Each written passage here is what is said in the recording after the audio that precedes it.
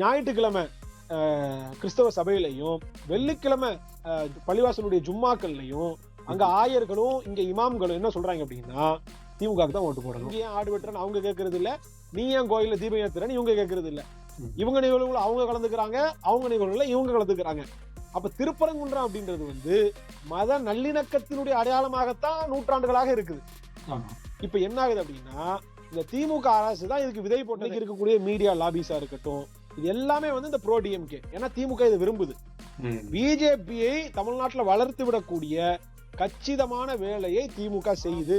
விஜய் அரசியல் கட்சி தொடங்கி அந்த மாநாடெல்லாம் போட்டதற்கு பிறகாகத்தான் தெரியுது இவர்கள் அரசியலுக்கு வந்தது அப்படின்றது தமிழ்நாடு அரசியலினுடைய சாபக்கேடு அப்படின்னு. திமுக கூட்டத்துல சில இது நடக்கும், அவங்க வாழைக்கொலையை பிச்சுட்டு போவாங்க, இதெல்லாம் நடக்குமே தவிர கூட்டத்துல வந்துகிட்டு இந்த மாதிரி காவலருடைய கையை கடிக்கிறது, அதே மாதிரி கூட்டத்துல நீங்க மரத்து மேல ஏறுறது, கூட்டத்துல வந்துகிட்டு அவங்க சேட்டைகளை பண்ணி ocean to movie stars creates a culture where fantasy rules and accountability disappears னு சொல்லுவாங்க.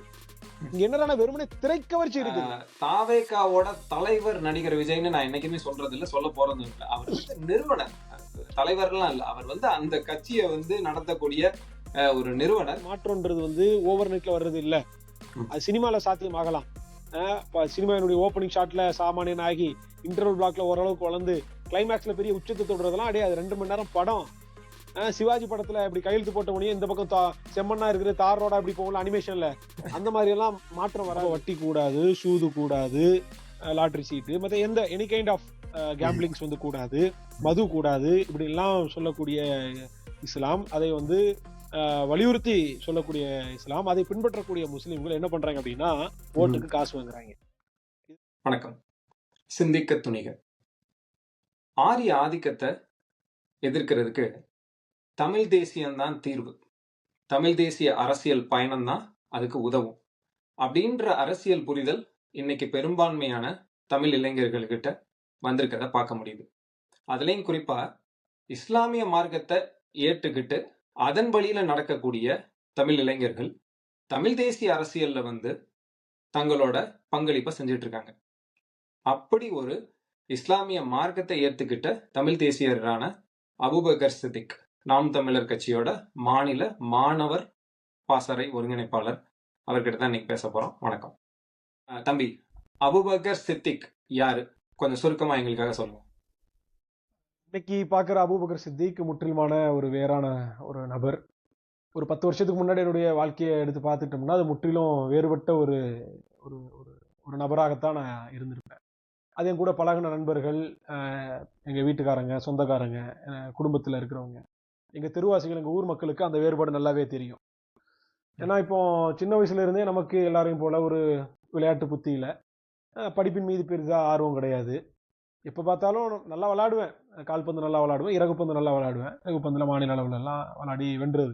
சின்ன வயதுல இருந்தே அரசியல் மீது கொஞ்சம் ஈடுபாடு உண்டு. நினைவு தெரிந்த காலத்துல இருந்தே எங்க ஊரை பொறுத்த வரைக்கும் தூத்துக்குடி மாவட்டத்துல திருச்செந்தூர் தாலுகால இருக்கக்கூடிய காயல்பட்டினம் தான் என்னுடைய சொந்த ஊரு. அப்ப காயல்பட்டினத்தை எப்படி சொல்லுவாங்கன்னா கலைஞர் பட்டணம் தான் சொல்லுவாங்க. அந்த அளவுக்கு திமுகவினுடைய வெறி பிடித்தவர்கள் இருக்கக்கூடிய ஊர். உங்களுக்கு ஒரு எந்த அளவுக்கு வெறி பிடிச்சவங்க அப்படின்றதுக்காக ஒரு உதாரணத்தை நான் சொல்றேன். எம்ஜிஆர் சிட்டிங் சிஎம் இருக்கிறாரு. அப்ப அடுத்த தேர்தலுக்காக எங்க ஊர்ல பரப்புரைக்காக வர்றாரு. அந்த சமயத்துல எங்க ஊருடைய மையப்பகுதி அந்த தெருவுல அரசியல் கட்சியில விமர்சிச்சு பேசுறாரு. குறிப்பாக திமுகவையும் கருணாநிதி அவர்களையும் விமர்சிச்சு பேசுறாரு. எம்ஜிஆர் சிட்டிங் சிஎம், அவ்வளவுக்கு பாதுகாப்போட ஒரு முதலமைச்சருக்கு எவ்வளவு பாதுகாப்பு இருக்குன்னு உங்களுக்கு தெரியும். அப்ப அதெல்லாம் தாண்டி கட்சிக்காரர்கள் இருக்கிறாங்க, மாவட்ட செயலாளர் இருக்கிறாங்க, எங்க ஊர் அதிமுக நபர்கள் இருக்கிறாங்க. இவ்வளவையும் தாண்டி திமுக அனுதாபிகள், கருணாநிதியுடைய விசுவாசிகள் கருணாநிதியை எம்ஜிஆர் விமர்சித்தார் என்பதற்காகவே கருணாநிதியை செருப்பு தூக்கி வீசினாங்க. அப்படிப்பட்ட எம்ஜிஆர் மீது தமிழ்நாட்டிலே நடந்த ஒரே ஒரு சம்பவம் அது மட்டும்தான். அப்ப அப்படிப்பட்ட திமுகவினுடைய வெறி பிடித்தவர்கள் இருக்கக்கூடிய ஊர் தான் எங்க ஊரு. அப்ப சின்ன வயசுல இருந்தே நமக்கும் அப்படிதான் சொல்லி தருவாங்க. எங்கள் தலைவர், உங்கள் தலைவர், முத்தமிழறிஞர் டாக்டர் கலைஞர், உங்கள் ஓட்டு உதயசூரியனுக்கு தான் தருவாங்க. திரும்புற திசையெல்லாம் உதயசூரியன் தான் எங்க ஊர்ல இருக்கும். அந்த அளவுக்கு மிக மிக மிக மிக திமுக வெறியர்கள், பச்சை வெறியர்கள் இருக்கக்கூடிய. இப்ப கொஞ்சம் மாறிடுச்சுன்னு வைங்க, ஆனா பழைய காலத்துல எல்லாம் அப்படிதான் இருக்கும். அப்ப சிறு வயதுல இருந்தே எங்க குடும்பத்தை சுத்தி எங்க தாத்தான்னா சொந்தக்கார தாத்தா, அவங்க எல்லாமே வந்து திமுக தான். எங்க பகுதியினுடைய பொறுப்பாளர் வந்து அவர் தான். எங்க சின்ன பாட்டி வீட்டு தாத்தா அவர் தான் எங்க பகுதியினுடைய பொறுப்பாளர். அப்ப தேர்தல் சமயத்துல எல்லாம் அவருக்கான அந்த இலாக்கா வரும்ல, ஒரு அந்த பகுதி பொறுப்பாளருக்கான காசு, அந்த திமுக சீருடைகள், தொப்பி, மேல இருக்கக்கூடிய கொடி இதெல்லாம் வரும். அப்ப அப்படி வரும்போது எல்லாத்துக்கும் பிரிச்சு கொடுப்பாங்க. அப்ப எனக்கு வந்து ஒரு 7-8 வயது இருக்கும்னு நினைக்கிறேன். அப்ப என்னையும் வந்து கூப்பிட்டு எனக்கு திமுக தொப்பி அணிவிச்சு அந்த பெரிய டிஷர்ட் போட்டோன்னா எனக்கு முழங்கால் வரைக்கும் இருக்குது, அவ்வளவு பெரிய டிஷர்ட், கையில திமுக கொடி இதெல்லாம் கொடுத்தாங்க, சின்னம் எல்லாத்தையும் கொடுத்தாங்க. நான் அதை போட்டுட்டு பெருமையா வீட்டுக்கு போறேன். எங்க அம்மா அடிச்சாங்க, என்னடா இதை போட்டுட்டு வந்திருக்கு அப்படின்னு. அப்போ நான் எதுக்கு அடிக்கிறாங்க, தாத்தா தானே கொடுத்தாரு அப்படின்னு எல்லாம் புடிங்கி தூர வீசிட்டாங்க. என்னடான்னா எங்க வீட்டுல மட்டும் திமுகவுக்கு கடுமையான எதிர்ப்பு. எங்க வீட்டுல எங்க அம்மா அப்பா ரொம்ப கடுமையான எதிர்ப்பு. ஏன்னா அந்த 98-99 கோவை கலவரம், அதனை தொடர்ந்து ஏற்பட்ட குண்டுவெடிப்போட எங்க வீட்டுல திமுகவுக்கு கடுமையான அகென்ஸ்ட் ஆயிட்டாங்க. ஆனா எங்க ஊரு, எங்க குடும்பம் எல்லாமே வந்து திமுக அனுதாபிகள் தான். இப்ப மாறிட்டாங்க எல்லாம் வைங்களேன். இப்ப எல்லாம் ஒரு பெரும்பாலும் நாம் தமிழருக்கு மாறிட்டாங்க. அப்ப அன்னைக்கு இருந்த கள நிலவரம் அதான். அப்ப திமுக மேல எனக்கு முதல் ஒரு அதிருப்தி ஏற்பட்டது அந்த இடத்துல தான். எங்க அம்மா எனக்கு அடிச்சு திமுக இதை கருணாநிதி படம் போட்ட ஒரு இது டிஷர்ட், அது இப்படி முதல்ல சிரிச்ச மாதிரி ஐயா இருப்பாரு, இப்படி கையை எப்படி வச்சுக்கிட்டு, இவன் படத்தையாடா போட்டு வந்திருக்குன்னு ஒரு அடி அடிச்சாங்க. அந்த அடி இன்னும் வரைக்கும் எனக்கு ஞாபகத்துக்கு இருக்கு. அன்னைக்கு என் மனசுல ஏற்பட்ட அந்த திமுக வெறுப்பு. அப்ப என்னடா செஞ்சிருக்கிறாங்க, என்னடா ஊரே திமுகவை கொண்டாடுது, எல்லாரும் திமுக பக்கம் போறாங்க, நம்ம என்னடா நம்ம வீட்டுல அடிக்கிறாங்க இல்லைன்னா. அப்ப நம்ம அப்பதான் தொடர்ச்சியா அரசியல பார்க்க ஆரம்பிக்கிறேன். எங்க அரசியல் கட்சி கூட நடந்தாலும் எங்க ஊர்ல நான் போயிடுவேன். 2014 நினைக்கிறேன். அந்த சமயத்துல ஆம் ஆத்மியினுடைய பரப்புரை ரொம்ப வீரியமா இருக்கு. அரவிந்த் கெஜ்ரிவால் டெல்லியில ஆட்சியை பிடிச்சிட்டாரு. அப்ப எங்க ஊர்ல புதுசா இவங்க தொப்பியை போட்டுட்டு கையில ஒரு விளக்குமாற வச்சுக்கிட்டு தெருவு சுத்தம் பண்றது. எங்க ஊர் கடற்கரை கிராமம். எங்க வீட்டுல இருந்து ஒரு 500 மீட்டர்ல கடற்கரை நகரம் எங்க ஊரு. அப்போ கடற்கரை சுத்தம் பண்றது, இப்படி புதுசா கிளம்புறாங்களே அப்படின்னு பாட்டெல்லாம் நல்ல நக்கலா மக்கள் இதுல போடுவாங்க. ஒன்னு இல்லையா பிஎஸ்என்எல் ஒன்னு இல்லையான்ற அந்த பாட்டை எல்லாம் ரீமேக் பண்ணி இவங்க ஓட்டு போடு ஆம் ஆத்மிக்கு ஓட்டு போடு அப்படின்னு ஆம் ஆத்மி பக்கம் இது பண்ணுவாங்க. சரி இவங்க நல்லா கொண்டு போறாங்களே அப்படின்னு, பரவாயில்லையே புதுசா ஒரு ஆளு இது கொண்டு இருக்காங்கன்னு அவரை பார்த்தோம் கொஞ்ச நாள். அப்ப அதுக்கப்புறம் நமக்கு தெளிவு கிடைக்கிறது எப்படின்னா 2016 தேர்தல் தான். அதுல ஓட்டுரிமை கிடையாது. என்னுடைய நண்பர்கள் எல்லாம் என்னை விட ஒரு 6 மாசம் 7 மாசம் முன்னாடி பிறந்தவங்க. அவங்களுக்கு எல்லாம் ஓட்டுரிமை கிடைச்சிட்டு, எனக்கு 17.25னா ஒரு 3 மாசம் தானே வேறுபாடு, அவங்களுக்கு எல்லாம் கிடைச்சிருச்சு. ஆனா அவனுக்கு எல்லாம் திமுக அனுதாபிகளா இருக்கிறாங்க. ஏன்னா அந்த சமயத்துல பரப்புரைக்கு போனோம்னா வண்டிக்கு பெட்ரோல் டேங்க் ஃபில் பண்ணிடுவாங்க, சாப்பாடு வாங்கி கொடுத்துருவாங்க, கையில 300 ரூபாய் காசு கொடுத்துருவாங்க, இப்படி எல்லாம் இருக்கும். அப்ப அவங்க எல்லாம் வாழ்ந்தானுங்க அந்த சமயத்துல. ஏன்னா அந்த காலத்துல ஒரு நாளைக்கு நம்ம வீட்டுல 5 ரூபா 10 ரூபா கிடைக்கிறது பெரிய விஷயம். 300 ரூபா ஒரு நாளைக்கு கிடைக்குதுன்றப்ப அது பெரிய இது. அப்ப தியேட்டருக்கு போறது, படம் பாக்குறது, சாப்பிடுறது, இஷ்டம் போல துணி எடுக்கிறதுன்னு. இப்ப தேர்தல் வந்துட்டா இவனுக்கு காட்டுல மழை தான், அப்படி போயிட்டு இருக்கும். அப்ப 2016 எனக்கு ஞாபகம் இருக்குது. நான் என்ன சொன்னேன் அப்படின்னா, எங்க வீட்டுல கேட்டாங்க, பெரும்பாலும் கேட்பாங்க என்கிட்ட, யாருக்கு ஓட்டு போடலாம் என்ன ஏதுன்னு. நான் சொன்னது, ஒண்ணு நோட்டாக்கு போடுங்க, இல்ல ஓட்டு போடாதீங்க, எவனும் உருப்படி கிடையாது, இப்படின்னு தான் சொல்லிட்டு இருந்தேன். அப்ப தேர்தலுக்கு சரியா ஒரு வாரம் இருக்கும்னு நினைக்கிறேன். எங்க வீட்டுல தொலைக்காட்சி பார்த்துக்கிட்டு இருக்கிறேன். அப்போ எனக்கு பொதுவாகவே பேச்சாளர்களுடைய பேச்சு ரொம்ப பிடிக்கும், நான் விரும்பி கேட்பேன், பேச்சு வந்து ரொம்ப விரும்பி கேட்பேன். அப்ப தமிழன் தொலைக்காட்சி ஓடிக்கிட்டு இருக்குது. அதுல வந்து ஒரு நபர் பேசுறாரு, அண்ணன் பேசுறாரு. அப்ப எனக்கு தெரியாது, ஒரு நபர் பேசுறாரு. ஃபர்ஸ்ட் இம்ப்ரெஷன்ல இவரை எங்கேயோ பார்த்திருக்கோமே, எதுல பார்த்திருக்கோம், ஏதோ பழைய படத்துல ஏதோ பார்த்த ஞாபகம். அப்ப அந்த பேச்சுல அவர் வந்து பேசுறாரு, தற்சார்பு பொருளாதாரம், ஆடு மாடு வளர்ப்பு, பாலினுடைய சந்தை பொருளாதாரம், டாஸ்மாகினுடைய வருமானம், கல்வி குறித்து, தனித்திறன் ஆற்றல் குறித்து அப்படின்னு நிறைய பேசுறாரு. என்னடா அரசியல் கட்சி மேடையில ஒரு ஆள் உட்காந்து இந்த மேல பேசிட்டு இருக்க, எவனாவது கருணாநிதி திட்டுவான், இவன் ஜெயலலிதாவை திட்டுவான், விஜயகாந்த் நாக்க காட்டுவார், இப்படித்தானே சண்டை போட்டு பாக்கி இவர் என்ன சம்பந்தமே இல்லாம பேசாருன்னு உடனே ஒரு 15 நிமிஷம் தான் ஓடி இருக்கும். பேச்சினுடைய முடிவுரை தான் அது. அப்ப அதுல வந்து முடிச்சுட்டாங்க. நான் 15 நிமிஷம் தான் கேட்டிருப்பேன். ஃபர்ஸ்ட் இம்ப்ரெஷன்லயே எனக்கு கவர்ந்துட்டாரு. நல்லா பேசுறாரு. கீழே பார்த்தோம்னா நாம் தமிழர் கட்சி உறவாய் இணையன்னு சொல்லி நம்பர் எல்லாம் போட்டிருந்தாங்க.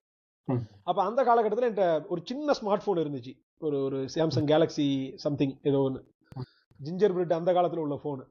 அப்ப அதுல நெட் எல்லாம் வராது. எங்க மாமி வீட்டுல ஒய்ஃபை இருக்கும். அப்ப நான் என்ன பண்றேன், உடனே அங்க போறேன், போயிட்டு ஒய்ஃபை மாமிட்ட கனெக்ட் பண்ணி நான் போடுறேன், நாம் தமிழர் கட்சின்னு போடுறேன். இவருடைய பேச்சு இதெல்லாம் வருது. அப்போ கடந்த காலத்துல பேசுனது எல்லாத்தையும் எடுத்து பார்க்கும்போது டேய் பயங்கர இம்ப்ரெசிவா இருந்துச்சு. ஒரு 2-3 நாளைக்குள்ளாகவே நிறைய பேச்சுக்களை கேட்க ஆரம்பிச்சிட்டேன். அப்பெல்லாம் துணுக்குகள் மட்டும்தான் வரும், ஒரு 7 நிமிடம் 10 நிமிடம் தான் வரும். அப்ப அதுக்கப்புறம் நான் என்ன முடிவு பண்றேன்னா, சரி இந்த தேர்தல் எப்படியாவது நம்ம ஓட்டு போட முடியாது, ஆனா நம்ம வந்து வீட்டுல இருக்கவங்கள ஓட்டு போட வச்சிடணும் அப்படின்னு நானும் பல பேர்கிட்ட சொல்றேன். யாரும் கன்வின்ஸ் ஆகிற மாதிரி தெரியல. எங்க மாமி வீட்டுல மட்டும் 2-3 பேர் வந்து ஓட்டு போட்டாங்க. ஓட்டு போட்டு ஓரளவுக்கு நான் மாத்திட்டேன். ஒரு 2 நாளைக்குள்ளேயே நான் கன்வின்ஸ் பண்ணி ஒரு 4-5 பேர் ஓட்டு போட வச்சுட்டேன். 2016க்கு அப்புறம் தான் நான் வந்து கட்சியில வந்து இணையறேன். கட்சியில இணைஞ்சு 2017ல இருந்து எங்க ஊர்ல முதல் ஒரு கூட்டம் போட்டாங்க. ஒரு கட்சிக்காரனா ஒரு கட்சியில இணைஞ்சு ஒரு அரசியல் கட்சி கூட்டத்துல அதுலதான் முதல்ல வந்து நான் கலந்துக்கிறேன். அப்புறம் ஒரு 2 ஆண்டுகள் பயணிக்கிறேன். 2018-19 சமயத்துல எனக்கு வந்து எங்க நகரத்தினுடைய காயல்பட்டினம் நகரத்தினுடைய செய்தி தொடர்பாளர் அப்படின்ற ஒரு பொறுப்பு தர்றாங்க. 2 வருஷம் என்ன பணியை பார்த்துட்டு அப்ப தொடர்ச்சியான உறுப்பினர் சேர்க்கை முகாம்கள், பொதுக்கூட்டங்கள். அப்புறம் 2018 ஆரம்பத்துல 17ல வந்து துரைமுருகன் வச்சு ஒரு கூட்டம் நடத்தணும். எங்க ஊர்ல பிரம்மாண்டமான ஒரு கூட்டம். சின்ன சின்ன பசங்க எல்லாரும் ஒரு கூட்டம் நடத்தணும். இந்த சமயத்துல என்ன ஆயிடுச்சுன்னா, நான் கட்சிக்குள்ள வந்து சேர்ந்ததுக்கு பிறகாக, அதாவது 2016ல என்னுடைய நண்பர்கள் எல்லாரும் வந்து திமுக வேலை செஞ்சாங்க, திமுக ஓட்டு போட்டாங்க. அப்போ 2016க்கு அப்புறம் என்ன பண்றாங்க அப்படின்னா, அப்பதான் அவங்களுக்கும் அண்ணன் சீமானவர்கள்ன்றவங்க அறிமுகமாறாங்க. அண்ணன் மீதான புரிதல் அப்படின்றது வந்து என்னதான் கட்சி ஆரம்பிச்சு 2010ல ஆரம்பிச்சாலும் எங்க ஊருக்கு நாம் தமிழர் கட்சி அண்ணன் வந்து சேர்றதுக்கே ஒரு 7 வருஷம் ஆயிருக்கு. அந்த அளவுக்கு கணப்பணி செஞ்சு அதுக்கப்புறம் தான் 2017க்கு அப்புறம் நாங்க கட்சியில இணைஞ்சு, எங்க ஊரு நாம் தமிழர் கட்சினாலே டிரைவர் கட்சி தான். ஸ்கூல் வாகனம் ஓட்டக்கூடிய 2 பேர், லாரி ஓட்டக்கூடிய 2 பேர், ஆட்டோ ஓட்டக்கூடிய ஒரு நபர், 5 பேர் தான் மொத்தமே கட்சி. அப்புறம் நாங்க வந்ததுக்கு அப்புறமாக இன்னொரு 2-3 நபர்கள் வந்தாங்க, நண்பர்கள் வந்தாங்க. அப்புறம் அப்படி இன்னைக்கு கட்சி கட்டமைச்சு கட்சி நாம் தமிழர் கட்சி காயல்பட்டத்துல வலுவான ஒரு இடத்துல வந்து இருக்கு. அப்போ நகர செய்தி தொடர்பாளர் கொடுத்தாங்க. அதனைத் தொடர்ந்து மறுபடியும் பேச்சாளரா தொகுதி பேச்சாளரா வச்சிருந்தாங்க. அப்புறம் மாவட்ட பேச்சாளர், மாநில பேச்சாளர், அதுக்கப்புறம் மாணவர் பாசறையில பொறுப்பு, மாநில ஒருங்கிணைப்பாளர், இப்போ ஊடக விவாதங்கள், செய்தி தொடர்பாளர் மாதிரியான இந்த பணிகள் எல்லாம் தொடர்ச்சியா போயிட்டு இதுதான். நல்லது நல்லது நல்லது. நன்றி நன்றி, இதெல்லாம் பகிர்ந்துகிட்டதுக்கு நன்றி. என்னோட கேள்வியில முதன்மையான கேள்வியா என்ன வைக்கணும்னு இருக்குன்னா, நீங்க வந்து ஒரு இஸ்லாமிய மார்க்கத்தை ஏத்துக்கிட்ட ஒரு இளைஞர் இல்லையா? தமிழ்நாட்டுல இருக்கக்கூடிய பெரும்பான்மையான இளைஞர்கள், குறிப்பா அவங்க வந்து சிறு வயதுல இருக்கும்போது மதம், மார்க்கம் இதெல்லாம் வந்து அவங்க மேல திணிக்கப்படுறதுனே சொல்லலாம். ஏன்னா இப்ப அவங்களுக்கு யாரும் வந்து ஒரு வாய்ப்பு தர்றது இல்ல. எந்த மதத்தையும் எந்த மார்க்கத்தையும் எடுத்துக்கங்க அப்படின்னு வாய்ப்பு தர்றது இல்ல. அவங்க பெற்றோர்கள் அவங்க என்ன மதத்தையும் மார்க்கத்தையும் பின்பற்றாங்களோ அதான் குழந்தைகள்கிட்ட கொடுப்பாங்க. அதிகமா வந்து திணிப்பு தான் நடக்குது. அப்படி அந்த கட்டத்துல அந்த இஸ்லாமிய மார்க்கத்துல இருந்து இப்ப நீங்க ஒரு இளைஞரா, இப்ப அதுவும் நீங்க ஒரு பெற்றோரா இருக்கீங்க. இப்ப அந்த பரிணாமத்தை எப்படி பாக்குறீங்க? அதாவது இளைஞரா இருந்தப்ப அந்த மார்க்கத்துல இருந்ததுக்கும், இப்ப நீங்க ஒரு புரிதலோட இருக்கக்கூடிய இளைஞர், தேர்தல் கட்சி, தேர்தல் பாதையை கூட தேர்ந்தெடுக்கக்கூடிய ஒரு புரிதலோட இருக்கக்கூடிய இளைஞர், இப்ப அந்த இஸ்லாமிய மார்க்கத்தோட வழிமுறைகள் அதை பின்பற்றுறதோட வித்தியாசம் எப்படின்றத பகிர்ந்துக்குங்க. இதை ஏன் கேட்கிறேன்னா, இந்த நேர்காணல் முடியும் போது இதோட தொடர்பை நான் சொல்றேன். புரியுது. இப்ப என்னடான்னா, இப்போ குறிப்பாக பெற்றோர்கள் எந்த வழியில இருக்கிறாங்களோ அந்த வழியில தான் பிள்ளைகளை வந்து வளர்ப்பாங்க. கிறிஸ்தவ வழியில இருக்கிறாங்கன்னா பிள்ளைகளும் சர்ச்சுக்கு கூட்டு போவாங்க, கிறிஸ்டியனுடைய போதையில கொடுப்பாங்க, பைபிளை படிக்க கொடுப்பாங்க, இப்படிதான் நடக்கும். முஸ்லீம்கள்லாம் அவங்க குரானை கொடுப்பாங்க, இஸ்லாத்தினுடைய போதனைகளை சொல்லுவாங்க, பள்ளிவாசலுக்கு அனுப்புவாங்க, தொழுகிறதுக்கு, இதெல்லாம் நடக்கும்.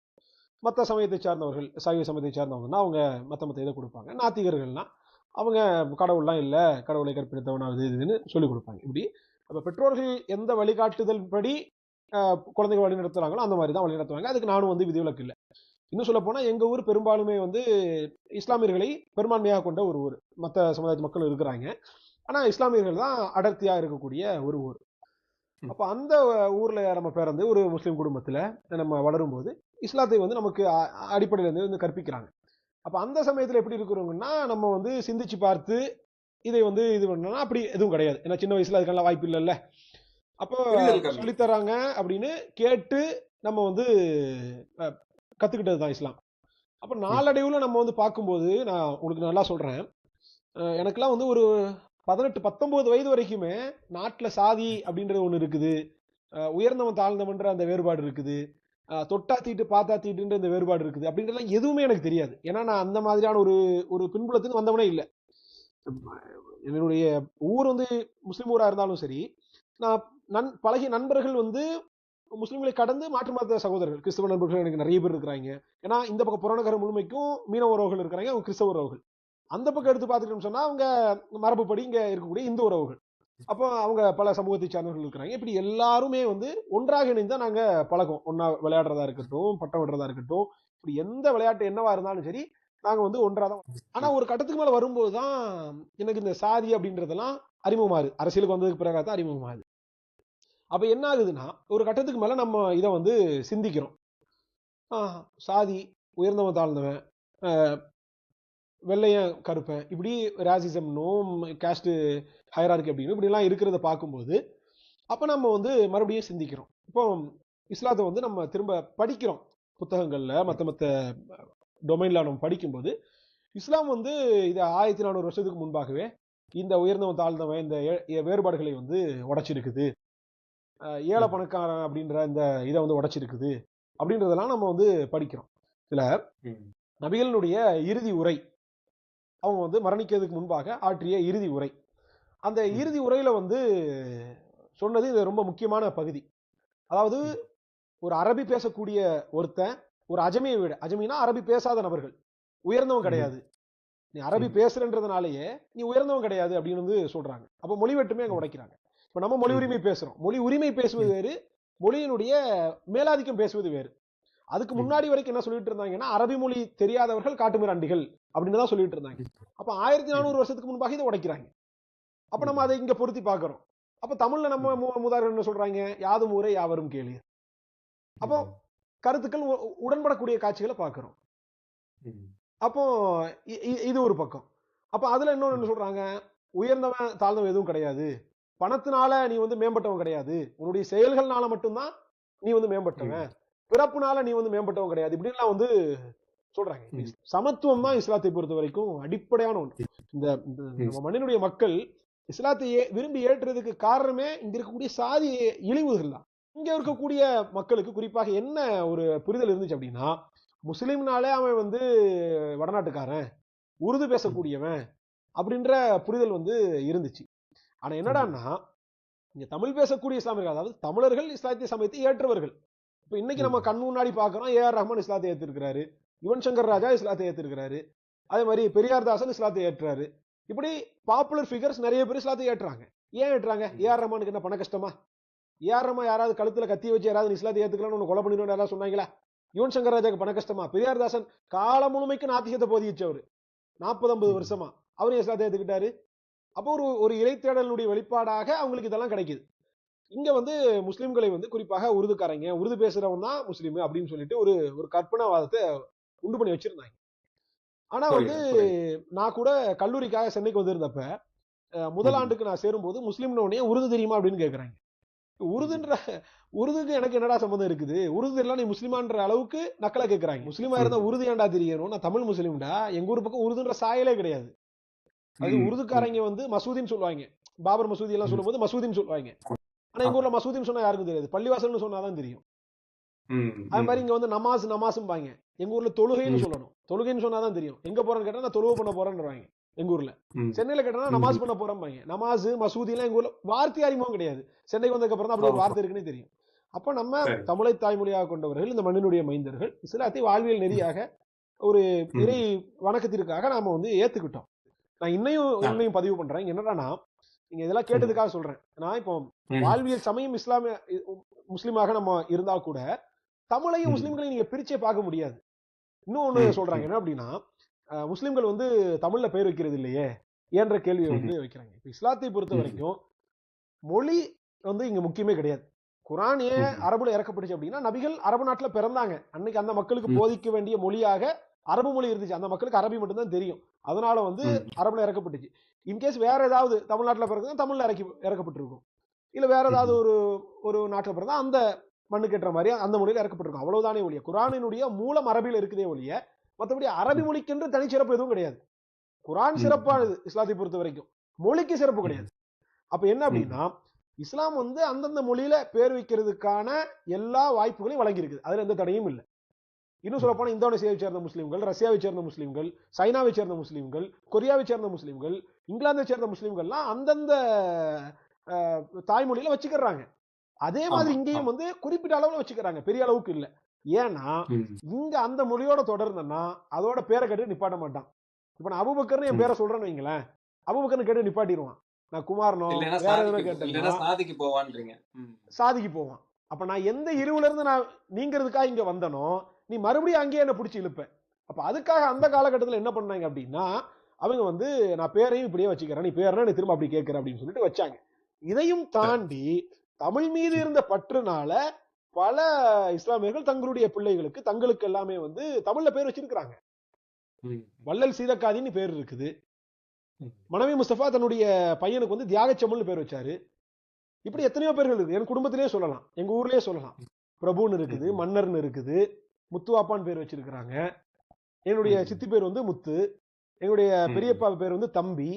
இப்படி பல ம், பெயர்கள் வந்து தமிழ் பேர் இருக்குது. என்னுடைய மருமக பேர் வந்து நாச்சியாள். இப்படி பல தமிழ் ம், பெயர்கள் வந்து இருக்குது. இன்னும் கூடுதலா ஒரு மகிழ்ச்சியான செய்தியை பதிவு பண்றேன். எனக்கு அண்மையில ம். குழந்தை பிறந்திருக்கிறான். என்னுடைய நல்லது. பையனுக்கு நான் செம்மல் என்று தான் பேர் வச்சிருக்கிறேன். வாழ்த்துக்கள், வாழ்த்துக்கள். நல்லது. அப்ப அப்ப இந்த மாதிரியான இதுவும் வர்றாங்க. அப்ப என்னடான்னா ம், அடிப்படையில இங்க வந்து இஸ்லாம் போதிக்கிறது வந்து சமத்துவம், சாதிய ம். இந்த மேலாதிக்கத்துக்கு எதிராக இழிவு நீங்குவதற்காக இங்கிருந்து மக்கள் இஸ்லாத்தை வந்து ஒரு அரவணைப்பாக அரவணைத்துக் கொண்டார்கள். அவ்வளவுதான். புரியுது, புரியுது, புரியுது. அதான் இது எதுக்காக நான் இப்ப கூட கேட்டேன் இல்லையா? அதாவது நீங்க தமிழ் தேசியத்த ஒரு ஒரு தீர்வு ஆரிய ஆதிக்கத்துக்கும் இங்க உள்ள திராவிட கட்சிகளுக்கும் ஒரு மாற்று அப்படின்றப்ப ஒரு தீர்வா பார்க்கக்கூடியது தமிழ் தேசியம் அப்படின்றத உங்களை மாதிரி இளைஞர்கள் பார்க்கும்போது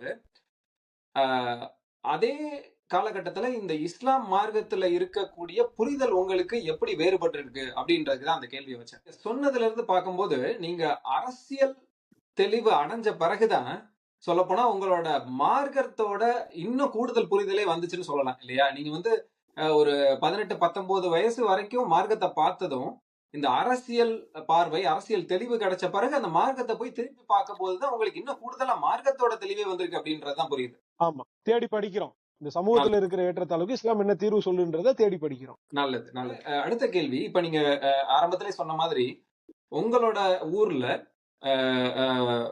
இஸ்லாமியர்கள் அடர்த்தியா வாழக்கூடிய ஊர் இல்லையா? அது மாதிரி பெரும்பான்மையான இஸ்லாமியர்கள் அடர்த்தியா தமிழ்நாட்டுல வாழக்கூடிய ஊர்கள்ல இருக்கக்கூடிய இஸ்லாமியர்கள் அவங்களுக்கு வந்து அவங்களோட பிரதான எதிரியா அரசியல் எதிரியா பார்க்கக்கூடியது வந்து பாஜக. பாஜகவும் காங்கிரஸும் ஒண்ணுதான் அப்படின்றத உணரக்கூடிய இஸ்லாமியர்கள் அது தமிழர்களே ரொம்ப கம்மியான ஆட்கள் தான். இருந்தாலும் பாஜகவை பிரதானமா எதிரியா அரசியல் எதிரியா கருதுறாங்க. ஏன்னா அது மதம் சார்ந்த ஒரு விடயத்துக்காக. அப்படி இருக்கும்போது அவங்க அதுக்கு எதிரா இருக்கக்கூடிய கட்சிகள் யாரோ அவங்களுக்கு தான் கண்மூடித்தனமா தன்னோட வாக்குகளை செலுத்துறது வழக்கமா இருக்கு. தமிழ்நாட்டை பொறுத்த வரைக்கும் அந்த வாக்குகள் என்னன்னா பெரும்பான்மையா இன்றைக்கு சூழ்நிலையில திராவிட முன்னேற்ற கழகத்துக்கு தான் அது போகுது இல்லையா? அப்ப இந்த இஸ்லாமியர்கள் இந்த காலகட்டத்திலையும் இந்த தமிழ் தேசிய அரசியல் 10-15 ஆண்டுகளா ரொம்ப தீவிரமா மக்கள் கிட்ட இருக்கக்கூடிய நேரத்திலையும் இன்னும் இந்த பாஜக மாதிரி மத தீவிரவாதத்துக்கு எதிரா தீர்வு வந்து திமுக தான் அப்படின்னு நம்பக்கூடிய காரணம்னு நீங்க என்ன நினைக்கிறீங்க?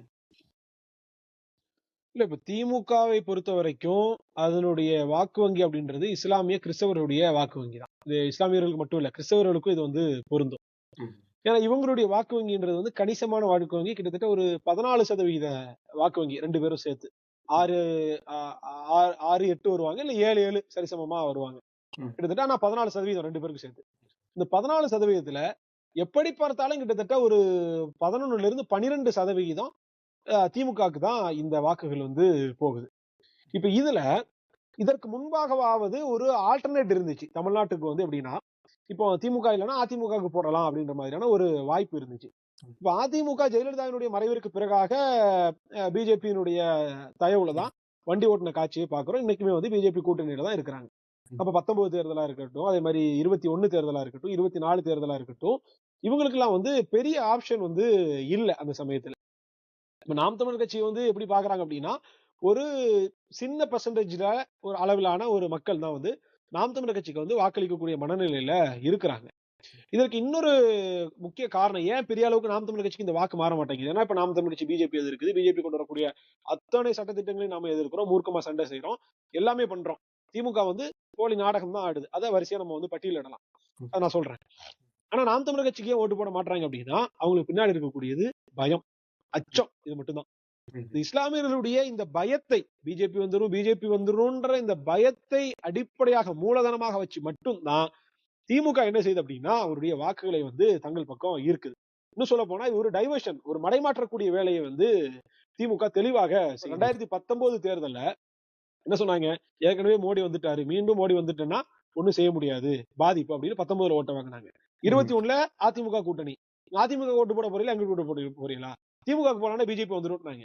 24 தேர்தலையும் அதே தான் முழக்கமா வச்சாங்க. அதாவது திமுகவுக்கு இஸ்லாமியர்கள் ஏன் ஓட்டு போடணும், கிறிஸ்தவர்கள் ஏன் ஓட்டு போடணும், நாங்க இஸ்லாமியர்களுக்கு இந்த நல்லது செஞ்சிருக்கிறோம், கிறிஸ்தவர்களுக்கு இந்த நல்லது செஞ்சிருக்கிறோம் இப்படின்னு திமுக ஓட்டு கேட்கவும் இல்ல. இஸ்லாமியர்களோ கிறிஸ்தவர்களோ திமுக நமக்கு இந்த நல்லது செஞ்சது அதனால நம்ம ஓட்டு போடுறோம்னு ஓட்டு போடவும் இல்லை. இதுதான் அடிப்படை. அப்ப என்ன அப்படின்னா, வெளிப்படையாக இந்த வாக்குகள் திமுகவுக்கு இவ்வளவு கணிசமாக சென்றதற்கு அடிப்படை காரணம் பாஜக மீது இருக்கக்கூடிய பயம். இதுதான் ஒண்ணு. ரெண்டாவது, இஸ்லாமியர்களை பொறுத்த வரைக்கும் அவங்க வந்து ஒரு சில குறிப்பிட்ட சதவீத மக்கள் வந்து இயக்கம் சார்ந்தவர்களாக இருக்கிறாங்க. தமுமுக, பாமக, அவங்க அது மாதிரி மாஜக, முஸ்லீம் லீக், இந்த மாதிரி இயக்கம் சார்ந்தவர்களாக இருக்கிறாங்க. இப்ப இந்த இயக்கத்தினுடைய தலைவர்கள் தான் நமக்கான பிரதிநிதிகள்னு பாவிக்கக்கூடிய நபர்கள் அங்க இருக்கிறாங்க. அப்ப இந்த இயக்கங்கள்லாம் யாரோட கூட்டணியில் இருக்குதுன்னா திமுகவோட கூட்டணியில் இருக்குது. முஸ்லீம் லீக் 2 சீட்டு 3 சீட்டு, மாமக 2 சீட்டு, இப்படி இந்த கட்சிகள் எல்லாம் அங்க ஐக்கியமாக இருக்கிறதுனால முஸ்லிம்களுடைய குறிப்பிட்ட சதவீத வாக்கு எங்க போகுது அப்படின்னா, அந்த நம்ம கட்சி அங்க இருக்குது, நம்ம கட்சி தலைவர் அங்க ஆதரிக்கிறாரு, அவங்களுக்கு நம்ம ஓட்டு போட்டாதான் நம்ம கட்சி தலைவரை வெளில வைப்பாங்க. அப்ப 2 சீட்டு இந்த 3 சீட்டுக்காக என்ன பண்றாங்க அப்படின்னா குறிப்பிட்ட சதவீதம் அங்க போயிடுறாங்க. இது போக ஞாயிற்றுக்கிழமை கிறிஸ்தவ சபையிலையும் வெள்ளிக்கிழமை பள்ளிவாசலுடைய ஜும்மாக்கள்லையும் அங்க ஆயர்களும் இங்க இமாம்களும் என்ன சொல்றாங்க அப்படின்னா திமுகவுக்கு தான் ஓட்டு போடணும், திமுக கூட்டணிக்கு தான் ஓட்டு போடணும் அப்படின்னு வெளிப்படையா பிரச்சாரம் பண்றாங்க. வெளிப்படையாக இந்த கட்சிக்கு ஓட்டு போடணும் அப்படின்னு பிரச்சாரமே பண்றாங்க. அப்ப பண்ணும்போது என்ன பண்றாங்க அப்படின்னா ஒவ்வொரு ஜமாத்திலையும் சொல்லிட்டாங்க. ஏன்னா மதிக்கக்கூடிய இடத்துல அவங்க இருக்கிறாங்க. இப்ப அவங்களுக்குமே வர வாய்ப்பு இல்ல. இப்ப அங்க பேசக்கூடிய இமாம்களுமே குறிப்பிட்ட நபர்கள் திமுக அனுதாபிகளா இருப்பாங்களே தவிர பெரும்பாலும் என்ன அப்படின்னா வேற ஆல்டர்னேட் என்ன இருக்குது, யாருக்கு ஓட்டு போடுறது அப்படின்ற அந்த நிலைமைக்கு வர்றாங்க. அப்ப என்ன அப்படின்னா அந்த அவங்க சொல்லும்போது அப்போ பாதிரியார் சொல்லிட்டாரு, இமாம் சொல்லிட்டாரு, நம்ம எல்லாம் ஒற்றுமையா நிற்போம், ஓட்டு வந்து பல பக்கமா சிதறிடக்கூடாது அப்படின்னு ஒரு முடிவுக்கு போறாங்க.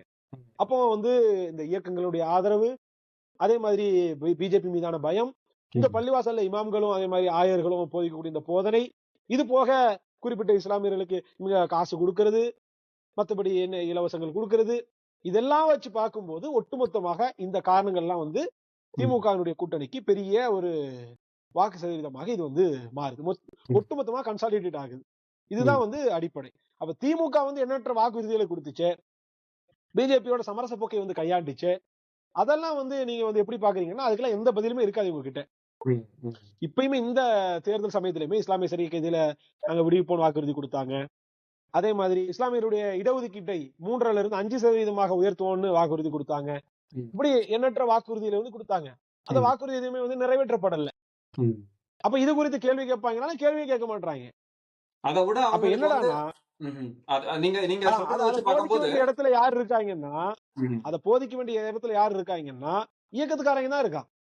நீ தான் சொல்லிக்கிற முஸ்லிம்களுடைய பிரதிநிதின்னு முஸ்லீம் லீக் சொல்லிக்குது, மனிதநேய மக்கள் கட்சி சொல்லிக்குது, மற்ற கட்சிகள் சொல்லிக்குது. ஆனா நீ சொல்லிக்கொண்டு உன்னுடைய சுய லாபத்திற்காக நீ ஒரு எம்எல்ஏ ஜெயிக்கணும்ன்றதுக்காக, உனக்கு ஒரு வக்ஃப் வாரிய பதவி கிடைக்கணும் அப்படின்றதுக்காக நீ என்ன பண்ற அப்படின்னா மக்களுடைய உரிமையை வந்து அடகு வைக்கிற. அந்த மக்கள் காலங்காலமா இதை பாக்குறாங்க இல்லையா, கிட்டத்தட்ட ஒரு 20-30 ஆண்டுகளுக்கு மேல, அதுக்கு கூடுதலாவே இந்த மாதிரி நீங்க சொல்ற மாதிரி இயக்கங்கள், அதோட மத குருமார்கள் இவங்க சொல்றதுக்காக தான் பெரும்பான்மையான இஸ்லாமியர் வாக்குகள் திராவிட கட்சிகளுக்கு போகுதுன்றதை நீங்க சொல்றீங்க. அதுதான் நிதர்சனமான உண்மை, பாக்குறோம் நம்ம. ஆனா இப்ப இவ்வளவு ஆண்டுகளா மக்கள் இதுக்கு விழுகிறாங்களா? இந்த பரப்புரைக்கு, இந்த ஒரு பொய்யான ஒரு புரிதலுக்கு மக்கள் வந்து மீண்டும் மீண்டும் அதை நம்பி போய் எப்படி அதை ஏற்றுக்கிறாங்க? அது என்னடானா இவ்வளவு காலங்களாக இதை எதிர்த்து பேசுறதுக்கு ஆள் கிடையாது. அதிமுக காரங்க இதை எதிர்த்து பேச முடியாது. ஏன்னா நீயே பிஜேபி அடிமையா இருக்க, நீ என்ன பேசுற அப்படின்னு எளிமையா லெப்ட் ஹேண்ட்ல டீல் பண்ணிட்டு போயிடுவாங்க. இப்பதான் நம்ம பேசுறோம். இப்போ இதுக்கு எளிமையான ஒரு உதாரணம், இப்ப இந்த திருப்பரங்குன்றத்துல இவ்வளவு பெரிய சிக்கல் ஓடுது. திருப்பரங்குன்றத்துல அங்க முருகன் கோயில் இருக்குது, சிவன் கோயில் இருக்குது, ஒரு தர்கா இருக்குது. இது வெள்ளக்காரன் காலகட்டத்திலேயே பிரிவி கவுன்சில் அன்றைக்கு இருந்த லண்டன் வரைக்கும் போய் தீர்ப்பாகி சுமூகமாக முடிஞ்சு போச்சு. நூற்றாண்டுகளாக வழிபாட்டு முறைகள் நடக்குது.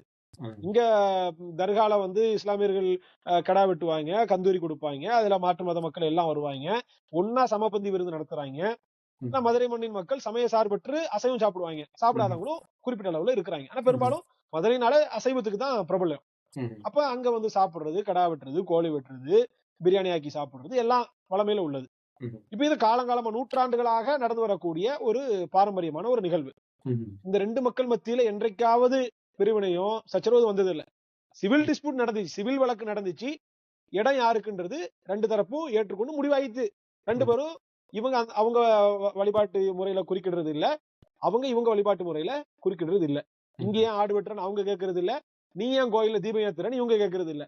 இவங்க நிகழ்வுல அவங்க கலந்துக்கிறாங்க, அவங்க நிகழ்வுல இவங்க கலந்துக்கிறாங்க. அப்ப திருப்பரங்குன்றம் அப்படின்றது வந்து மத நல்லிணக்கத்தினுடைய அடையாளமாகத்தான் நூற்றாண்டுகளாக இருக்குது. இப்ப என்ன ஆகுது அப்படின்னா, இந்த திமுக அரசு தான் இதுக்கு விதை போட்டதே. இப்போ இதுல ஒரு நபர், ஒரு இஸ்லாமியர் என்ன பண்றாரு, காலங்காலமா இருக்கிற வழிமுறையின் அடிப்படையில ஆடு பலியிடுறதுக்காக மேல ஏறுறாரு, மலைக்கு மேல தோல்ல போட்டு போறாரு ஆட்டை. காவல்துறை தடுத்து நிறுத்துது, நீ போக கூடாதுன்னு. நீ எப்படி மேல போய் மலைக்கு மேல போய் ஆடு வெட்டுவ அப்படின்னு. அப்ப இதற்கு பிறகாகத்தான் இதை இந்த வலதுசாரி இந்துத்துவ கும்பல் கையில எடுத்து கோயில போய் அசுத்தப்படுத்த போறாங்க, கோயில போய் ஆடு வெட்ட போறாங்க அப்படின்னு ஏதோ புதுசா ஏதோ ஒரு செயல் செய்யற போற மாதிரி. கோயில யார் வெட்ட போறது இல்ல, அங்க ஒரு 1/2 ஏக்கர் வக்ஃப் வாரியத்துக்கு கட்டுப்பட்ட அந்த தர்கா இருக்குது, தர்கால வெட்ட போறாங்க. அது இன்னைக்கு நேரத்துக்கு இல்ல, காலங்காலமா செய்யற ஒரு நிகழ்வு. அப்ப இதுக்கு முதல் காரணம் யாரு? தமிழ்நாடு காவல்துறை. தமிழ்நாடு காவல்துறை அவரை தடுக்கல அப்படின்னா இஷ்யூவே பூமா இருக்காது. அப்ப தமிழ்நாடு காவல்துறை இப்படி ஒரு காவலர்கள் இது செஞ்சுட்டாங்க. ஒரு அரசு, பொறுப்புள்ள ஒரு அரசு, அதுலயும் சிறுபான்மை மக்களுடைய பாதுகாவலர்கள்னு தங்களை சொல்லிக் கொள்ளக்கூடிய ஒரு அரசு என்ன செஞ்சிருக்கணும்? சம்பந்தப்பட்ட காவலர் மேல நடவடிக்கை எடுத்திருக்கணும், அவருடைய உரிமையை வந்து காத்திருக்கணும். சமய நல்லிணக்கத்தினுடைய அடையாளமாக திருப்பரங்குன்றம் இருக்குது அப்படின்னா அந்த பிரச்சனையை அங்கேயே முளையிலே கிள்ளி எரிஞ்சிருக்கணும். ஆனா வேடிக்கை பார்த்த தமிழ்நாடு அரசு இந்துத்துவ கும்பலினுடைய இந்த மத வெறுப்பு பரப்புரைக்கு துணை போனது. அப்ப இது வெளிப்படையா தெரியுது. இன்னைக்கு வந்து தமிழ்நாடு அரசு அதுலதான் எனக்கு ஒரு முக்கியமான கேள்வி, அடுத்த கேள்வி அதான் வச்சிருந்தேன். என்னன்னா, இப்ப இந்த திருப்பரங்குன்றம் மலையில இருக்கக்கூடிய தர்காவா இருக்கட்டும், அந்த தீபம் ஏற்றக்கூடிய சிக்கலா இருக்கட்டும், நீங்க தெளிவா அதை சொல்லும் போதே வந்து ஆரம்பத்துல நீங்க சொன்னீங்க, அதோட முதன்மையான காரணம் அங்க பாரம்பரியமா நடந்துகிட்டு இருக்க அந்த ஆடு பலி கொடுக்கிறது அப்படின்றத ஒரு இஸ்லாமியர் பண்ண போனத தமிழ்நாடு காவல்துறையினர் தடுத்தாங்க அப்படின்றதுதான் ஆரம்ப புள்ளி. அப்ப தமிழ்நாடு காவல்துறை வந்து தமிழ்நாடு முதலமைச்சர் கட்டுப்பாட்டுல இருக்கும்போது நேரடி கட்டுப்பாட்டுல இருக்கிறது, அதை நோக்கி கேள்வி கேட்காம இப்ப இது எந்த மாதிரி வந்திருக்குன்னா, வழக்கம் போல வலதுசாரிகள் வந்து இத வந்து மத கலவரத்துக்கு திட்டமிடுறாங்க, அதை எதிர்க்கக்கூடியது திமுகனாலதான் முடியும் அப்படின்னு கொண்டு போகும்போது I stand with Tamil Nadu government அப்படின்ற மாதிரி மக்கள் சொல்றாங்களே, அந்த தமிழ்நாடு அரசு, தமிழ்நாடு காவல்துறை தான் இதுக்கு ஆரம்ப புள்ளி அப்படின்றத எப்படி மக்கள் வந்து இது நேரடியா கண்ணு முன்னாடி இப்ப நடக்கிறத வந்து அதை உணர்ந்துக்க முடியாத சூழல்ல இருக்காங்களா? இல்ல மக்கள் எனக்கு உண்மையிலுமே புரியல, இது எப்படி மக்கள் இப்படி இருக்காங்க அப்படி. அதுதான் இப்ப என்னடான்னா, கடந்த பிப்ரவரி மாசம் இந்த பிரச்சனை வந்து வருது. நான் சொன்ன இந்த ஆடு தூக்கிட்டு போனது, காவல்துறை தடுத்த இந்த விஷயம் வந்து வருது. அந்த சமயத்துல இதை கண்டிச்சது நம்ம மட்டும்தான். மத்தவங்க எல்லாம் கண்டிச்சானா எப்படி கண்டிப்பாங்கன்னா, அது ஏதோ காவல்துறையினுடைய தவறு மட்டும்தான் அப்படின்ற மாதிரியும், அரசாங்கத்துக்கும் அதுக்கு பொறுப்பு இல்லைன்ற மாதிரியும் கண்டிப்பாங்க. இதுதான் நடக்கும். இப்பயுமே நம்ம வந்து அண்ணன் சீமான் அவர்கள் இந்த திருப்பரங்குன்றம் இஷ்யூல கொடுத்த அறிக்கையிலுமே இதுக்கான ஆரம்ப புள்ளியை வைத்தது தமிழ்நாடு காவல்துறையும் தமிழ்நாடு அரசும் தான்ன்றத குறிப்பிட்டிருக்கிறாங்க. ஆனா மத்தவங்க எப்படி கண்டிப்பாங்கன்னா, இதை வந்து வெறுமனே வலதுசாரிகளுடைய இது அப்படின்ற மாதிரி மட்டும்தான் கொண்டு போவாங்க. வலதுசாரிகள் தான் இது பண்றாங்க. அவனுக்கான இதை கோடு போட்டு கொடுத்தது யாரு? இதுல நீ கோடு போட்டா இன்னைக்கு ரோடு போடுறான், அதுதானே. அப்ப என்னடான்னா, இன்னைக்கு இருக்கக்கூடிய மீடியா லாபிஸா இருக்கட்டும், இது எல்லாமே வந்து இந்த ப்ரோ டிஎம்கே. ஏன்னா திமுக இதை விரும்புது. பிஜேபியை தமிழ்நாட்டுல வளர்த்து விடக்கூடிய கச்சிதமான வேலையை திமுக செய்யுது. ஏன்னா பிஜேபி அரசியல் இங்க பண்ணாதான் அந்த எதிர்ப்பு அரசியலை திமுக செய்ய முடியும். பிஜேபி இங்க அரசியல் பண்ண விடாம திமுக தடுத்துருச்சுன்னா திமுக நோக்கி கேள்வி எழும்.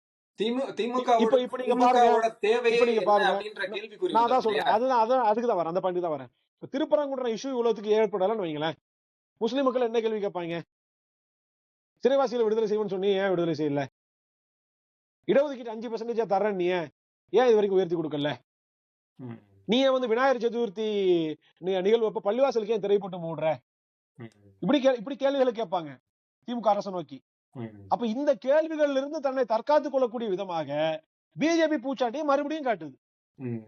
அப்போ திமுகவினுடைய ஊடகங்கள், திமுகவினுடைய இந்த இணைய கூலிப்படைகள், திமுகவுக்குனே அடிமைகளாக நேர்ந்து விடப்பட்டிருக்கக்கூடிய இந்த சோகால்டு இஸ்லாமிய தலைவர்கள், இவர்கள் எல்லாரும் இந்த துதிபாட ஆரம்பிச்சிட்டாங்க. திமுக திமுக திமுக மறுபடி திமுக ஒட்ட ஆரம்பிச்சிட்டாங்க. அப்ப இந்த சுயநலவாதிகள் கிட்டையும் இந்த திமுகவினுடைய கட்சியில் இருக்கக்கூடிய இந்த இஸ்லாமியர்கள் கிட்டையும் மாட்டிக்கிட்டு இந்த இஸ்லாமிய மக்கள் என்ன பண்றாங்க அப்படின்னா செய்வதறியாது முடிக்கிறாங்க. அப்ப நம்ம பேசக்கூடிய இந்த குரல் தான் குறைந்தபட்சம் அந்த திமுகவினுடைய அந்த போலி முகத்திரையை தோல் வச்சு காட்டக்கூடிய விதமாக இருக்குது. நம்மளும் இல்லைன்னா ஒட்டுமொத்தமா ஊத்தி முடிடுவாங்க. அது நீங்க சரியா சொன்னீங்க. என்னன்னா இவ்வளவு ஊடகங்கள், சமூக வலைதளங்கள் வளர்ந்திருக்கக்கூடிய காலத்துல கண்ணு முன்னாடி இந்த சிக்கலுக்கு ஆரம்ப புள்ளி வச்சது இந்த திராவிட கட்சிகள் தான், குறிப்பா திமுக தான், அந்த அரசு தான் அப்படின்னு தெரிஞ்ச பிறகும் அவங்க எப்படி நீங்க சொன்ன மாதிரி ஊடகங்களை வச்சு இதை மூடி மறைச்சு அதை வேற திசைக்கு கொண்டு போய் இஸ்லாமியர்களை வந்து அவங்களுக்கு தேவையான கோரிக்கைகள்ல இருந்து மாறி இந்த மாதிரி ஒரு மத கலவரத்தை பேசக்கூடிய ஒரு சூழலுக்கு கொண்டு போய் வச்சு அவங்கள வந்து ஒரு குழப்பக்கூடிய அல்லது அரசியல் தெளிவு வராம பாத்துக்கக்கூடிய ஒரு செயலை இவ்வளவு தெளிவு இருக்க காலத்திலே பண்றாங்கன்னா அவங்க ஒரு 20-30 ஆண்டுகளுக்கு முன்னாடி எல்லாம் எப்படி பண்ணிருப்பாங்கன்றது நம்மளுக்கு ரொம்ப தெளிவா தெரியுது. இது வந்து இந்த நேர்காணல் மூலமா நான் மற்ற இளைஞர்களுக்கும் குறிப்பா இஸ்லாமிய இளைஞர்களுக்கும் சொல்லக்கூடியது என்னன்னா, கொஞ்சம் வரலாற வந்து கவனிங்க. இவங்க என்ன பண்றாங்க அப்படின்னு ஆரம்பத்துல இருந்து முடிவு வரைக்கும் பாருங்க. தொடக்க புள்ளி எங்க இருக்குன்னு பாருங்க. கடைசியா அவங்க வந்து என்ன பண்ண முயற்சி பண்றாங்கன்றத விட்டுட்டு ஆரம்பத்துல இருந்து கவனிக்கணும் அப்படின்றது தெளிவா தெரியுது. நீங்க அதை தெளிவா சொல்லியிருக்கீங்க. அது அது அது ரொம்ப முக்கியமானது. இப்ப எனக்கு அடுத்த கேள்வி என்னன்னா, இந்த தமிழக வெற்றி கழகம் அப்படின்னு ஒரு அரசியல் கட்சியை நடிகர் விஜய் வந்து தொடங்கினார் இல்லையா? நான் வந்து ஒரு தமிழ் தேசிய அரசியலை கவனிக்கக்கூடிய மாணவனா இதை ஒரு 2 விதமா பாக்குறேன். எப்படின்னா, தமிழக வெற்றி கழகம் வர்றதுக்கு முன்னாடி தமிழ் தேசிய அரசியல், தமிழ் தேசியர்கள், அவங்களோட நோக்கம், செயல்பாடுகள் எப்படி இருந்தது, தமிழக வெற்றி கழகம் வந்த பிறகு எப்படி இருக்கணும் அப்படின்ற மாதிரி பிரிச்சு பார்த்தோம்னா, நீங்க நடிகர் விஜய் வர்றதுக்கு முன்னாடி தமிழ் தேசிய அரசியலுக்கு பல சிக்கல்கள் இருந்தது. குறிப்பா ஆரியத்தையும் திராவிடத்தையும் எதிர்க்கக்கூடிய வேலைகளை பார்த்துக்கிட்டு இருந்தோம்.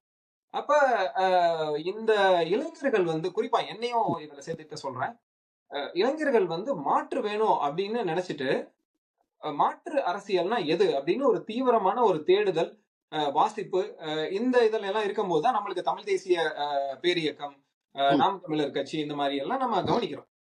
ஆனா இன்னைக்கு என்ன ஆகுதுன்னா, நாம் அந்த தமிழக வெற்றி கழகம் வந்த பிறகு இளைஞர்கள் வந்து என்ன பண்றாங்கன்னா, தமிழ் தேசிய பாதையை வந்து பாக்குற இளைஞர்கள் கூட இந்த பாதை வந்து சென்றடைய வேண்டிய தூரம் ரொம்ப தூரம் இருக்கு, இது ரொம்ப தாமதமாகும், நடிகர் விஜய் வந்து அரசியலுக்கு வந்தாருன்னா எல்லாத்தையும் தலைகீழ மாத்திடுவாரு அப்படின்னு நினைக்கக்கூடிய இளைஞர்கள் இருப்பாங்க. அதாவது முழுமையான புரிதல் இல்லாத, அரசியலை கவனிக்க தெரியாத இளைஞர்கள் வந்து இந்த பக்கம் போயிடுறாங்க, தமிழக வெற்றி கழகம் பக்கம் போயிடுறாங்க இல்லையா? அதே நேரத்துல இந்த தமிழ் தேசிய அரசியல மெல்ல மெல்ல உணர்ந்து படிக்கக்கூடிய இளைஞர்கள் இந்த தமிழக வெற்றி கழகத்தோட செயல்பாடுகளை பார்த்து ரொம்பவே வந்து ஆச்சரியப்பட்டு போயிருக்காங்க.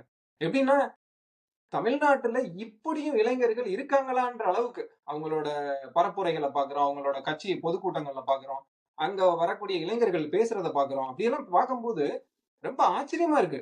அப்ப நம்ம தமிழ் தேசியர்கள் இன்னும் கூடுதலா வேலை செய்யணும், கூடுதலா வந்து கவனத்தோட அடுத்த தலைமுறைக்கான செயல்பாடுகளை செய்யணும் அப்படின்றத பார்க்க வேண்டியது இருக்கு. அது உங்களோட கருத்துக்களை பகிர்ந்துக்குங்க. அதாவது தமிழக வெற்றி கழகம் வருகை, தமிழ் தேசியரா நீங்க எப்படி பாக்குறீங்க, அதோட நிறுவனர் நடிகர் விஜய் செய்யக்கூடிய செயல்பாடுகளை நீங்க எப்படி பாக்குறீங்க? இப்ப விஜய் வந்து அரசியலுக்கு வரும்போது அவருடைய வருகை வந்து நாம் தமிழர் கட்சி வரவேற்றது. எதன் அடிப்படையில் அப்படின்னா, அவர் வந்து ஒரு பெரிய அளவுக்கான ஒரு இளைஞர் பட்டாளத்தை வந்து தன்னகத்தை வச்சிருக்கிறாரு. அவரை நம்பி ஒரு கூட்டம் ரசிகர் மன்றம் என்ற அடிப்படையில் விஜய் ரசிகர்கள் அப்படின்ற அடிப்படையில் இருக்கிறாங்க.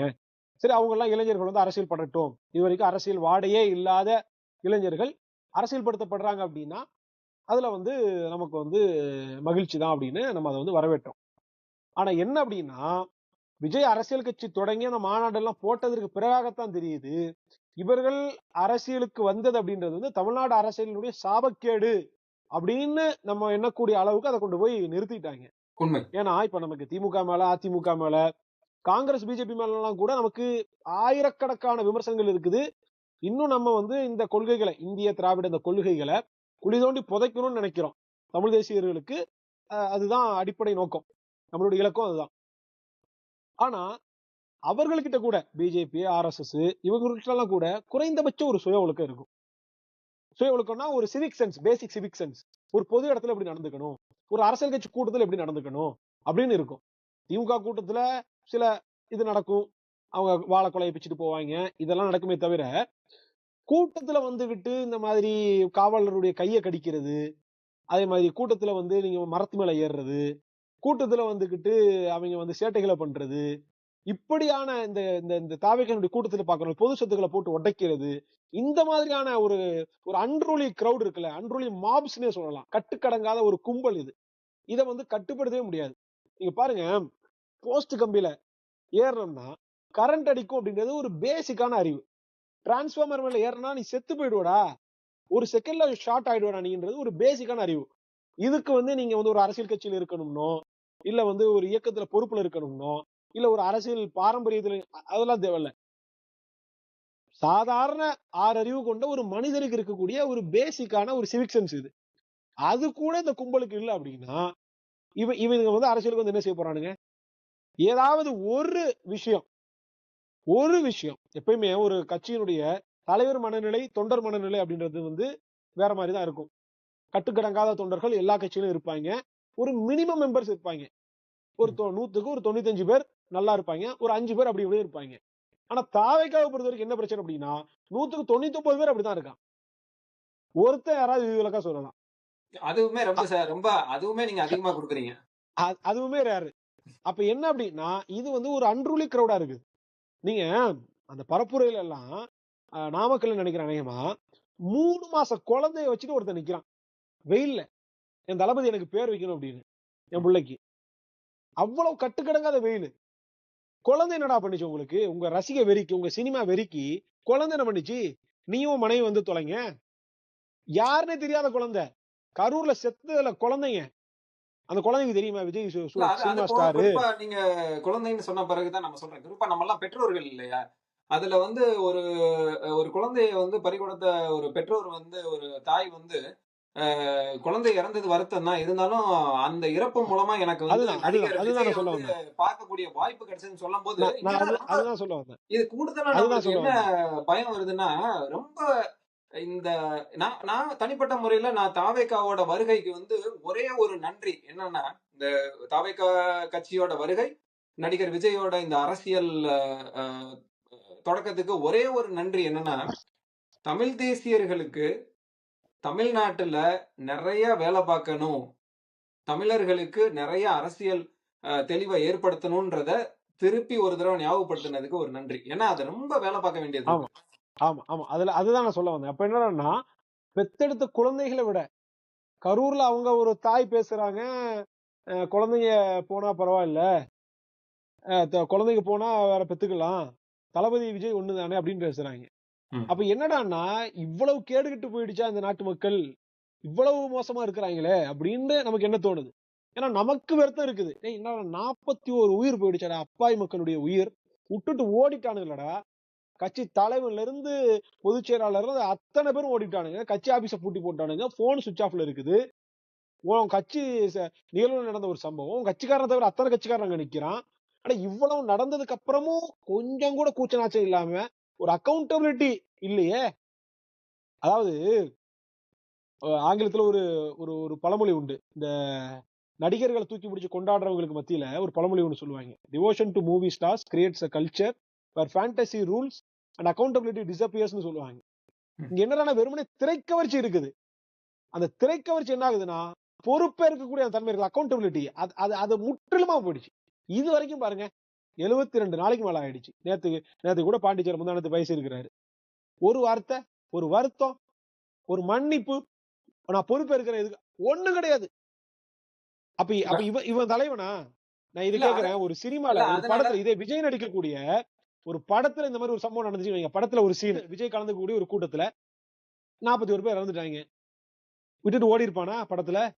அங்க ஹீரோவா நின்னு தலையில துண்ட கட்டிட்டு இங்கன ரத்தம் வர்ற மாதிரி சீனு, சட்டையை போட்டு 4 பேரை தூக்குற மாதிரி சீனு. அப்ப அதெல்லாம் அப்ப என்னன்னா படத்துல ஹீரோ எப்படி படத்துல களத்துல நின்னு மக்களுக்கா பணி செய்யறவன் ஹீரோ. நிஜத்துல அப்படி செஞ்சிருந்தா தானே நீ ஹீரோ. நீ 41 ஊர் போயிடுச்சு, திமுகவே காரணம் உங்க வாதப்படி வச்சுக்கிருவோம். நீ களத்துல நிற்க வேண்டாமா? நீ நின்னு இந்த மக்களை தூக்கி உதவி செஞ்சு அந்த மண்ணினுடைய மக நான் உன் கூட நிக்கிறேன்னு நீ பேசியிருந்தா நீ பேசுறதுக்கு யோக்கியமா? விட்டுட்டு ஓடி போட்டு நீங்க என்ன பேசுறீங்க? அப்ப என்னடான்னா இந்த அன்ரூலி கிரௌட பாக்குறோம், கட்டுக்கடங்காத இந்த தற்கொலை கூட்டத்தை பாக்குறோம். அது போக இது தொண்டர் மனநிலை, நான் தலைவர் மனநிலை இன்னும் சொல்லல. அதுக்கு போனோம்னா ஏன் பேசுறாங்க, எதுக்கு பேசுறாங்க, எதுவுமே தெரியல. கட்சியில ஆதவர்ஜுனான்னு ஒருத்தர் இருக்காரு, அவரை ஒருத்தரை பேச விட்டா போதும், ஒட்டுமொத்த தாவைக்கா அவர் ஒருத்தர் போதும். ஊழல் பண்ணுங்க, மக்களை கொலை பண்ணிட்டு மக்களை வஞ்சிச்சுக்கிட்டு ஊழல் பண்ணாதீங்கன்றாப்ல. என்ன இவங்களுக்கு பேச்சு, என்ன கூட்டம் இவங்களுக்கு? கரூர் சம்பவத்துக்கு முன்னாடி வரைக்கும் சிபிஐ எதற்கு, எஸ்ஐடி எதற்கு, சிபிஐ எதற்கு அப்படின்னு சொல்லிட்டு ஒரு பேனர் பிடிக்கிறாங்க. கரூருக்கு அப்புறம் இவங்க சிபிஐ வேணும்னு கேட்கிறாங்க. இப்படி உள்ளக்குள்ளேயே பல முரண்கள். விஜயனுடைய பேச்சுலயா இருக்கட்டும், விஜயனுடைய செயல்பாட்டுலயா இருக்கட்டும், ஒண்ணும் கிடையாது. கையில ஸ்கிரிப்ட் எழுதி கொடுத்துருக்காங்க. இதுக்கு வந்து ஒரு அனுபவப்பட்டிருக்கணும். நான் 10 வருஷமா களத்துல இருக்கிறேன், அரசியல் தொடர்ச்சியா பாக்குறேன், அனுதினமும் நியூஸ் பேப்பர் படிக்கிறேன், செய்திகளை படிக்கிறேன், மக்களை சந்திக்கிறேன். இப்படி பார்க்கும்போது நமக்கு வந்து அரசியல் நம்மளுடைய ரத்தத்துல ஓடுது. இதை இப்படிதான் அணுகணும், இதை இப்படிதான் பேசணும்னு. ஆனா இந்த ஆளு விஜயை பொறுத்த வரைக்கும் அவர் வந்து டைலாக் பேப்பரை மனப்பாடம் பண்ணி எதுவுமே மனப்பாடம் பண்ணி தான் அந்த ஆளால சொல்ல முடியுது. அப்ப மக்களை சந்திக்காம, மக்கள் கிட்ட போகாம, மக்கள் கிட்ட அரசியலை கத்துக்கிறாம, தரையில காலே வைக்காம ஏசி கார்ல உட்கார்ந்துகிட்டும், கேரவன்ல உட்கார்ந்துகிட்டும், சினிமா ஷூட்ல படம் நடிச்சு ஆனவனால என்ன செய்ய முடியும் அப்படின்றதுக்கு விஜய் தான் ஒரு உதாரணம். நான் என்ன சொல்ல வரேன் அப்படின்னா, அப்ப தமிழ் தேசியத்தினுடைய பார்வையிலிருந்து விஜய் அணுகும் போது இது வந்து நமக்கு வந்து சரிபடாது. இது வந்து தொடை தெரியப்பட வேண்டிய ஒரு கட்சி இயக்கம். நம்ம தொலைத்து எரியறமோ இல்லையோ 6 மாசத்துல தன்னாலேயே மூட்டையை கட்டிட்டு ஆபீஸ காலி பண்ணிட்டு போயிடுவாங்க, அது வேற. இருந்தாலும் நம்ம சொல்றது என்னடான்னா, தமிழ் தேசிய நோக்கில இருந்து நம்ம அணுகும் போது நாம வந்து திராவிடத்தை எப்படி ஒரு எதிரியா பாக்குறோமோ, ஆரியத்தை எப்படி ஒரு எதிரியா, அதெல்லாம் கோட்பாடு ரீதியாக அரசியல் ரீதியான எதிரிகள். ஆனா விஜயை பொறுத்த வரைக்கும் அவருக்கு கோட்பாட்டே இல்ல. கோட்பாட்டை சொன்னா தானே நம்ம எதிர்க்கிறோமா இல்லையான்ற சொல்ல முடியும். கோட்பாட்டே இல்ல. அப்ப நம்ம எதிர்க்க வேண்டியவருடைய அரசியலை எதிர்க்கிறோம். தமிழ்நாட்டு மக்கள் கிட்ட நம்ம சொல்றோம், என்ன சொல்றோம்? இவருடைய அரசியலை பாருங்க. ஒரு தெளிவு இல்லாம, எந்த ஒரு இதுவும் இல்லாம, நாம் தமிழர் கட்சியை பொறுத்த வரைக்கும் நம்ம ஒரு இஷ்யூ அட்ரஸ் பண்ணோம்னா அந்த இஷ்யூக்கான சொல்யூஷன் கொடுப்போம், ரெமிடியை சொல்லுவோம், தீர்வு சொல்லுவோம். அப்படி ஏதாவது ஒரு இடத்துல இந்த பிரச்சனை இருக்கு, இந்த பிரச்சனைக்கான தீர்வு இதுன்னு தாவேகா எங்கேயா சொல்லிருக்கா? விஜய் எங்கேயா பேசியிருக்கிறாரா? எந்த இதுவும் கிடையாது. சும்மா கார் கொடுப்போம், வீடு கொடுப்போம். இது என்ன? இதுவும் அரசியல். ஆமா, தாவேகாவோட அரசியல், நடிகர் விஜயோட அரசியலை பத்தி நம்ம நிறைய பேச வேண்டியது இருக்கு. அது ஒரு நாள் பேசுவோம். ஆனா இறுதியா அந்த இதுல இதை ஒன்ன மட்டும் சொல்லி முடிக்கிறேன். தாவேகாவோட தலைவர் நடிகர் விஜய்னு நான் என்னைக்குமே சொல்றது இல்ல, சொல்ல போறதும் இல்லை. அவர் வந்து நிறுவனர், தலைவர்லாம் இல்ல. அவர் வந்து அந்த கட்சியை வந்து நடத்தக்கூடிய ஒரு நிறுவனர். அது இன்னும் நீங்க சொன்ன மாதிரி இந்த தேர்தலுக்கு அப்புறம் மக்களுக்கு இன்னும் ஒரு புரிதல் வரும்னு ஒரு நம்பிக்கை. நம்ம அதுக்கும் சேர்த்து நம்ம வேலை பார்க்க வேண்டியது இருக்கும் இல்லையா? இறுதியான எனக்கு ஒரு கேள்வி. இல்ல அதுல என்னன்னா, நான் அதுல மட்டும் சொல்லிடுறேன். இப்போ தாவேகாவினுடைய இந்த அணில்கள் இருக்காங்கல்ல, இந்த கட்சிக்காரங்க, இவங்களுக்கு வந்து நம்ம சொல்றோம் அரசியல் மாற்றம்ன்றது வந்து ஓவர் நைட்ல வர்றது இல்ல, அது சினிமால சாத்தியம் ஆகலாம். சினிமாவினுடைய ஓப்பனிங் ஷாட்ல சாமானியன் ஆகி இன்டர்வல் பிளாக்ல ஓரளவுக்கு வளர்ந்து கிளைமேக்ஸ்ல பெரிய உச்சத்தை தொடுறதெல்லாம் அது 2 மணி நேரம் படம். சிவாஜி படத்துல இப்படி கையெழுத்து போட்ட உடனே இந்த பக்கம் செம்மண்ணா இருக்கிற தார் ரோடா இப்படி போகல அனிமேஷன்ல, அந்த மாதிரி எல்லாம் மாற்றம் வராது. இங்க களப்பணி செய்யணும், வேலை செய்யணும், போராடணும், வழக்கு வாங்கணும், சிறைப்படணும், சித்திரவதைகள் அனுபவிக்கணும், எல்லாமே பண்ணணும். பொதுநலம் தான் இங்க மூலமே. சுயநலத்துக்காக இங்க எதுவுமே செய்ய முடியாது. இதுக்கெல்லாம் காலங்கள் எடுக்கும்டா அப்படின்னு சொன்னா நம்மளை வந்து நக்கல் பண்றது, நீ வந்து பூமர், கதறு அப்படின்ற. இப்ப இவங்களுக்கு எல்லாம் என்ன எப்ப புரிதல் வரும் அப்படின்னா, நம்ம சொல்லும் போது இப்ப வேடிக்கையா இருக்குதுல்ல, 26ல இவங்க அடி வாங்குவானுங்கல்ல. ஏன்னா இப்படிதான் கமலஹாசன் அடி வாங்கினாரு. கமலஹாசன் கட்சி தான் அந்த மையத்துக்காரங்க இப்படிதான் நம்மகிட்ட பேசினாங்க. நம்ம சொன்னோம், கமலஹாசன் போற இந்த பாலிடிக்ஸ் வந்து வெறுமனே பாப்புலிஸ்ட் பாலிடிக்ஸ், இது ஒரு எலைட் பாலிடிக்ஸ், இது தமிழ்நாட்டுல செல்லுபடி ஆகாது. கட்டாயம் எந்த திமுகவை எதிர்த்து கமலஹாசன் கட்சி ஆரம்பிச்சு பிரச்சாரம் பண்றாரோ, எந்த வாரிசு அரசியல் எதிர்த்து எதிர்த்து பிரச்சாரம் பண்றாரோ, எந்த வாரிசு அரசியலுக்கு எதிராக டிவி எல்லாம் போட்டு உடைச்சாரோ, அதே திமுக கிட்ட போய் சரணடைவார். எழுதி வச்சுக்கோங்க, நம்ம பேசணும். அப்ப சிரிச்சானுங்க. இதே மாதிரியே பேசினானுங்க, இதே மாதிரியே நக்கல் பண்ணாங்க. ஆனா கமலஹாசனுடைய நிலைமை நம்ம என்ன சொன்னோமோ அது நடந்து போச்சு. அதே மாதிரியான ஒரு நிலைமை விஜய்க்கு ஏற்படும். அப்ப எப்ப இவங்க இதை வந்து ரியலைஸ் பண்ணுவாங்க அப்படின்னா, ஆஃப்டர் 26 எலெக்ஷன் முடிஞ்சதுக்கு அப்புறம், அன்னைக்கே சொன்னா கேட்டிருக்கலாம். இவரை நம்பி நீங்க பாருங்க, தாவேக்காருடைய மாவட்ட செயலாளர்கள், ஒன்றிய செயலாளர்கள், கிளை செயலாளர்கள், நகர செயலாளர்கள், பகுதி செயலாளர்கள் அத்தனை பேரும் ஓட்டாண்டி ஆகும். எவன் வீட்டு பத்திரத்தை வச்சு வேலை பார்க்கிறவன் எல்லாம் இன்னைக்கு இருக்கிறான் தாவேக்கால. ஏன்னா தலைமையில இருந்து விஜய் ₹1 செலவு பண்றது இல்ல. அவர் 250 கோடி விட்டுட்டு வந்தாரு, 350 கோடி விட்டுட்டு வந்தாரு அப்படின்லாம் சொல்றாங்க. ஆனா 3000 கோடிக்கு சொத்து சேர்த்து வச்சிருக்காரு. ஸ்கூல் இருக்குது, மத்த அசெட்ஸ் இருக்குது, எல்லாம் சேர்த்தா பல 1000 கோடி. அப்ப அத்தனை 1000 கோடி வச்சிருக்கக்கூடிய விஜய் தன்னுடைய சொந்த கட்சி கை காசப்படி செலவு பண்றாரா கட்சியில? அப்படி எதுவும் இல்ல. அப்ப அந்தந்த மாவட்ட செயலாளர்கள் எல்லாம் என்ன பண்றாங்கன்னா, எதிர்பார்ப்புல நாம இன்னைக்கு வந்து செலவு பண்றோம், ₹1 கோடி, ₹2 கோடி செலவு பண்ணோம் அப்படின்னா 6 மாசத்துல நம்ம கிட்ட ஒரு பொறுப்பு வந்துரும். நம்ம ஒரு எம்எல்ஏ, ஒரு கவுன்சிலர் ஏதாவது ஜெயிச்சிருவோம். வந்ததுக்கு அப்புறம் 1 கோடி போட்டோம்னா 10 கோடி எடுத்துடலாம் அப்படின்ற ஒரு பிசினஸா இதை பாக்குறானுங்க. ஆனா இவனுக்கு எதிர்பார்க்கிற மாதிரி தேர்தல் வாய்ப்பா விஜய்க்கு அமைய போறது இல்ல. விஜய் படுதோல்வி அடைய போறார். தாவேகா மூடப்படும். அத்தனை பேர் ஓட்டாண்டி ஆகும். இந்த வீடியோ பதிவுல தான் இருக்குது. நம்ம மீண்டும் பேசுவோம். இறுதியா எனக்கு ஒரு கேள்வி, அதுவும் மார்க்கத்தை சம்பந்தமானதான். என்னன்னா, தனிப்பட்ட முறையில நான் வந்து இஸ்லாம் மார்க்கத்துல உள்ள பல நல்ல விடயங்களை வந்து பார்த்து ரொம்ப வியந்திருக்கேன். அதுல வந்து அவங்களோட ஒழுக்கம், அதாவது வந்து ஒரு நாளைக்கு 5 முறை தொழுகணும் அப்படின்றதே ஒரு பெரிய ஒழுக்கமான ஒரு இது. அந்த ஒழுக்கத்தை நோக்கி பயணிக்கிறவங்களுக்கு அது தெரியும். அது போக வந்து மது குடிக்க கூடாது, அந்த வட்டிக்கு காசு கொடுக்க கூடாதுன்றது, அது போக இந்த ரமலான் காலத்துல நோன்பு இருக்கிறது, இந்த மாதிரி பல இது சொல்லிட்டே போலாம். பல உன்னதமான ஒழுக்கம் சார்ந்த வாழ்வியலை கொண்டிருக்க மார்க்கம்ன்றது இஸ்லாம் அப்படின்றதுல மாற்று கருத்து இல்லை. அப்படி இருக்கக்கூடிய இஸ்லாம் மார்க்கத்தை பின்பற்றக்கூடிய மக்கள் அரசியல்னு வரும்போது அரசியல் வாழ்வியல் ரெண்டுலையுமே மார்க்கத்துல கத்துக்கிட்டத இதுல வந்து பயன்படுத்துறாங்களா? அந்த அந்த அறிவை வந்து இதுல பயன்படுத்துறாங்களா? அது குறிப்பா ஏன் நான் அரசியலோட கேக்குறேன்னா, இப்ப நீங்க அந்த வாழ்வியலை கொண்டிருக்க மார்க்கம்ன்றது இஸ்லாம் அப்படின்றதுல அரசியல் தேர்வு வாக்கு அப்படின்னு வரும்போது யாரோ ஒரு சில பேர் சொல்றதை கேட்டு பண்ணிடுறாங்க, அரசியல் தெளிவில்லாம பண்ணிடுறாங்கன்னு நம்ம பேசுறோம். ஆனா அவங்க இருக்கிற மார்க்கம், அவங்க எடுத்திருக்க மார்க்கம்ன்றது அப்படிப்பட்டது இல்ல. அப்ப இவ்வளவு கூர்மையா இருக்கக்கூடிய மார்க்கத்தை எடுத்திருக்க இஸ்லாமியர்கள் வாழ்வியல்லையும் அரசியல்லையும் அத பின்பற்றதுக்கு தவறிடுறாங்களா? இல்ல, இப்போ இஸ்லாத்தை பொறுத்த வரைக்கும் நீங்க சொன்ன மாதிரி மது, மாதிரி சூது, இந்த விஷயங்கள் எல்லாம் இஸ்லாம் வந்து முற்றிலுமா ஒழிச்சிருக்குது. இன்னும் சொல்ல போனா வட்டிக்கு கூட வாங்கக்கூடாது. வட்டின்றது வந்து ரத்தத்தை குடிப்பதற்கு சமம் அப்படின்றது வந்து இஸ்லாம் வந்து ரொம்ப கடுமையா வந்து தடை பண்ணுது. அப்ப வட்டி கூடாது, சூது கூடாது, லாட்டரி சீட்டு, மத்த எனி கைண்ட் ஆஃப் கேம்பிளிங்ஸ் வந்து கூடாது, மது கூடாது, இப்படி எல்லாம் சொல்லக்கூடிய இஸ்லாம், அதை வந்து வலியுறுத்தி சொல்லக்கூடிய இஸ்லாம், அதை பின்பற்றக்கூடிய முஸ்லிம்கள் என்ன பண்றாங்க அப்படின்னா, ஓட்டுக்கு காசு வாங்குறாங்க. இதுதான் பெரிய முரண்பாடு. வாக்குக்கு வந்து இப்ப காசு வாங்கிட்டு ஓட்டு போடுறாங்களே, இந்த ஓட்டு வந்து நம்ம உரிமையை விக்கிறோமே, அது தனி. இந்த பணம் வருது இல்ல, இந்த பணம்ன்றது வந்து எப்படி பணம்? ஒரு கட்சிக்காரன் கொடுக்கறான், திமுக கட்சிக்காரன் கொடுக்கறான், ஒரு எம்எல்ஏ கேண்டிடேட் ஒருத்தர் கொடுக்கறாரு, ₹1000 ₹2000 கொடுக்கறாரு அப்படின்னா, அவன் உழைச்சு சம்பாதிச்ச பணமா? வேர்வை சிந்தி கஷ்டப்பட்ட பணமா? இல்ல பரம்பரை சொத்துல இருந்துட்டு கொடுப்பானா? மக்கள் பணத்தை கொள்ளையடிச்சது, ஊழல் செஞ்சு, லஞ்சம் வாங்கி, மக்கள் பணத்துல வந்து திருடி, கனிம வளத்தை கொள்ளையடிச்சு, இப்படி கொள்ளையடிச்ச திருட்டு பணம். இந்த திருட்டு பணத்தை அவன் தர்றான் அப்படின்னா, அது உனக்கு மட்டும் ஹலால் ஆயிடுமா? ஆகுமாகனது ஆயிடுமா? அதுவே ஹராம் தான், அதுவே கூடாதுதான், அதுவே முறைகேடான ஒரு பணம் தான். அப்ப இது எப்படி எடுத்துக்கிறீங்க? நபிகள் சொன்னாங்க, ஒருத்தர் வந்து தான் உண்ணக்கூடிய உணவுலயே சிறந்த உணவு எதுன்னா தன்னுடைய உழைப்பின் மூலம் உண்ணக்கூடிய உணவு தான். அப்ப உழைச்சி சாப்பிடுறதுக்கு அவ்வளவு இம்பார்ட்டன்ஸ் வந்து கொடுத்திருக்கிறாங்க. பள்ளிவாசல்ல ஒருத்தர் அனுதினமும் தொழுதுகிட்டே இருக்கிறாரு, பள்ளிவாசலே கிடக்குறாரு. அவரை கூப்பிட்டு கேட்கறாங்க, என்ன பள்ளிவாசலே கிடக்குற, நீ வேலை வெட்டிக்கலாம் போறியா இல்லையா? குடும்பம் எல்லாம் இருக்குல்ல, உனக்கு புள்ள குட்டி எல்லாம் இருக்குல்ல, யாரு பாத்துக்கறா அப்படின்னு கேட்கிறப்ப அவர் சொல்றாரு, இல்லைன்னா இறை பட்டுல அப்படி பள்ளிவாசலே இருக்கிறேன், என் குடும்ப குட்டிகள் எல்லாம், என் தம்பி வந்து அன்னைக்கு வந்து மரம் வெட்டுற தொழில், கோடாரி வச்சு மரம் வெட்டி அவர் குடும்பத்தையும் பாத்துக்கிறாரு, மீதி பணத்தை வச்சு என் குடும்பத்துக்கு அவரே பண்ணிக்கிறாரு அப்படின்னு பதில் சொல்றாரு. நபிகள் சொன்னாங்க, நீ பள்ளிவாசல்ல இருக்கிறதுனால உன் தம்பியை விட நீ உயர்ந்தவன் ஆயிட மாட்ட.